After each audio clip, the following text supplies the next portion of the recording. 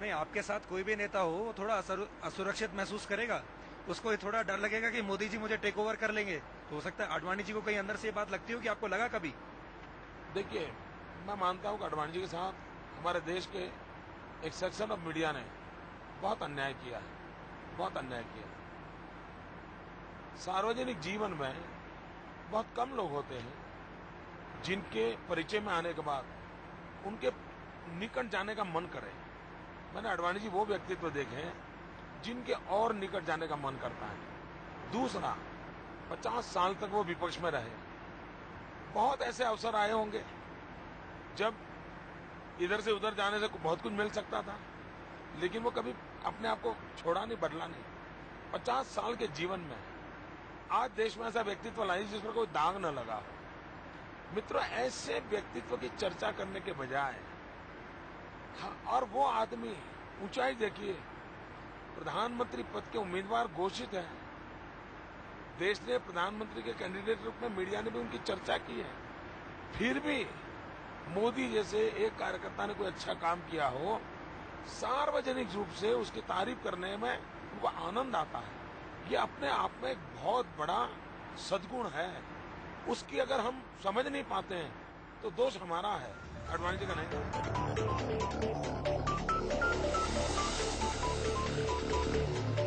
जैसे हम बात कर रहे थे कि 300 रैली आपने की, बीजेपी में आपकी जबरदस्त डिमांड है, जो आपके कैंडिडेट हैं वो कह रहे हैं कि भाई मोदी जी को भेजिए। लेकिन एक अटपटी सी बात यह है कि बिहार में जेडीयू की सरकार है, एनडीए का सहयोगी दल है जेडीयू। बिहार में आपने एक भी सभा नहीं की, वहां से मांग नहीं हुई, आप गए नहीं। पहली बात यह है कि बिहार में जब बाढ़ आई तब मोदी ने क्या काम किया, गुजरात ने क्या काम किया, उसके आधार पर अगर मोदी और बिहार के रिलेशन की चर्चा आपने पहले की होती तब तो आपका राइट बनता है आज ये सवाल उठाने का। लेकिन उस समय जब बाढ़ आई और नीतीश जी को सबसे पहला फोन करने वाला मोदी था, नीतीश जी को सबसे पहले 10 करोड़ रुपया भेजने वाला मोदी था, ट्रेनें भर भर करके वहां पीड़ितों को सहायक भेजने वाला मोदी था। उस समय 3 महीने तक मेरी मोबाइल हॉस्पिटल 23 मोबाइल हॉस्पिटल वहां रखे थे।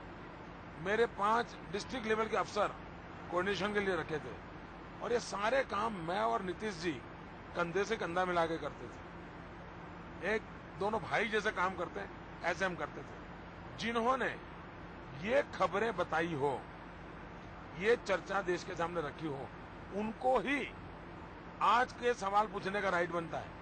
अगर आपने नहीं किया है वो काम तो आगे बिहार का सवाल पूछने का राइट नहीं बनता है। तो पहले गुजरात, नीतीश कुमार, मोदी, नरेंद्र, ये कैसे साथ साथ काम किया है उसकी स्टोरी दिखाओ, फिर मुझे सवाल पूछने के लिए आओ।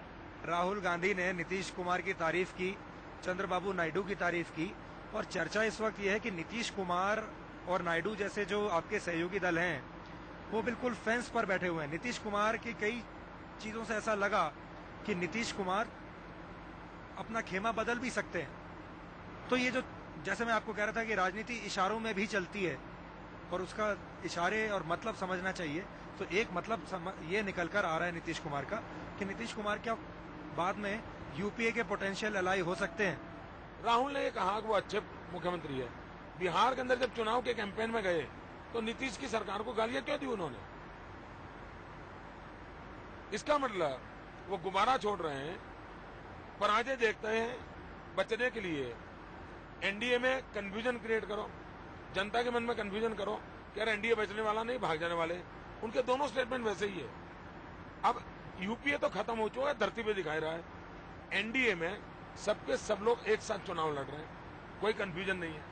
आपने बात की, मेरे हाथ में अभी आज का अखबार है जिसमें एक सर्वे छपा है, और ये सर्वे और ये भी ये कहता है कि बीजेपी को फायदा तो है लेकिन तो भी बीजेपी रहेगी नंबर 2 ही, या रही रनर्स अप रहेगी। तो सिंगल लार्जेस्ट पार्टी का जो सपना है वो भी अभी पूरा नहीं हो पाएगा। आप सहमत हैं इससे? नंबर 1, आप एक काम कीजिए, हिंदुस्तान के प्रिंट मीडिया, इलेक्ट्रॉनिक मीडिया, उन्होंने 5 साल के चुनाव के जितने सर्वे निकाले हैं और उसमें कितने परसेंटेज सच निकला है उसका देश के सामने रखो, तो कोई कंफ्यूजन नहीं रहेगा। अगर वो मेरी पार्टी को 2/3 बहुमत दे देते ना, तो भी मैं कहता कि भाई इन सारी चीजों में भरोसा मत करो। आपका अपना आकलन क्या है? आप पूरे देश में घूम के आए हैं, प्रचार किया है, आप हमें बताइए, आप कितनी सीट मानते हैं बीजेपी या एनडीए लेगी? आडवाणी जी प्रधानमंत्री बनेंगे, Bharatiya Janata party single largest party बनेगी, एनडीए बीजेपी एब्सोल्यूट मेजोरिटी के साथ देश की जनता उनको शासन का बागडोर देगी। बस आप देखना।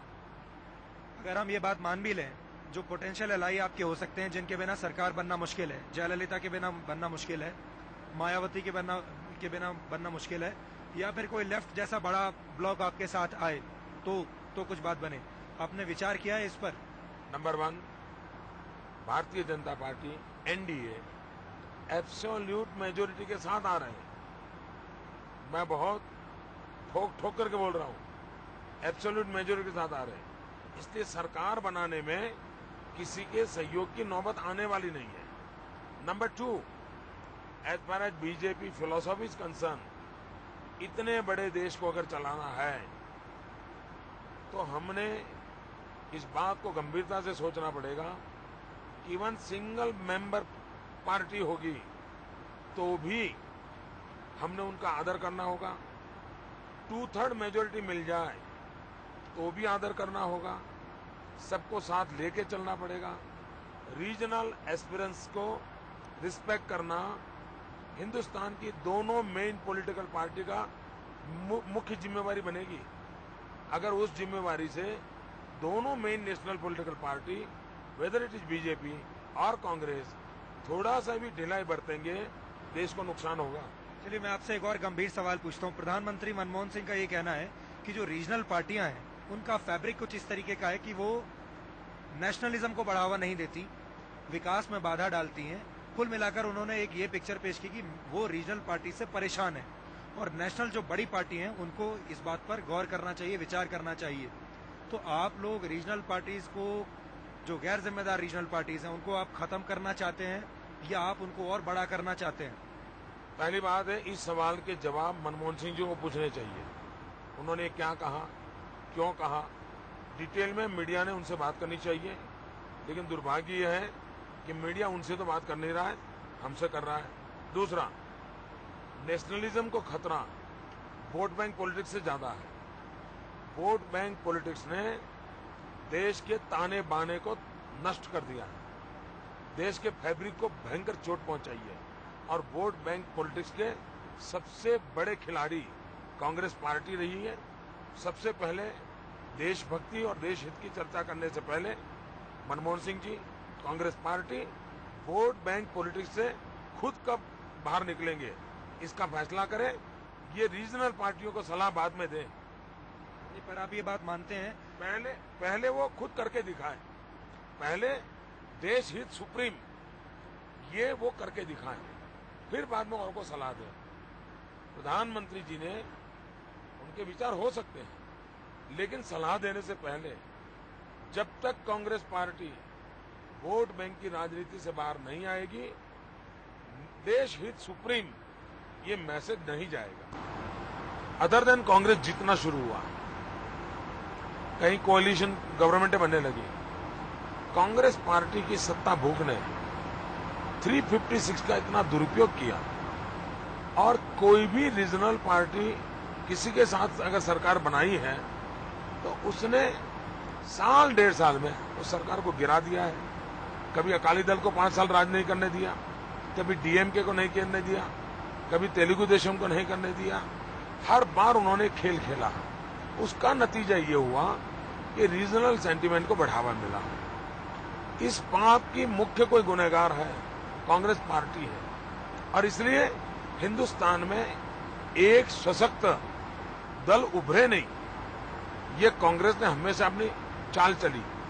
अब जब उनको छोटे छोटे दलों से परेशानी हो रही है, तब उनको 2 अच्छे से पॉलिटिकल दल की याद आने लगी है। अदरवाइज हेल्थी डेमोक्रेटिक टेम्परामेंट से कांग्रेस पार्टी ने 55-60 के दशक से इस बात को अगर in the interest of country लिया होता तो देश में ये समस्याएं पैदा न हुई होती और छोटी छोटी पार्टियों को लात मारना, 356 लगाना, उनको नई नई समस्याओं में उलझा देना, उनके एक आध लीडर को फंसा देना, ये जो कांग्रेस का इतिहास रहा है, जिसने देश को, देश की एकता को, प्रादेशिकवाद को किसी न किसी रूप में रंग रूप देने का काम किया, और कांग्रेस इससे बच नहीं सकती।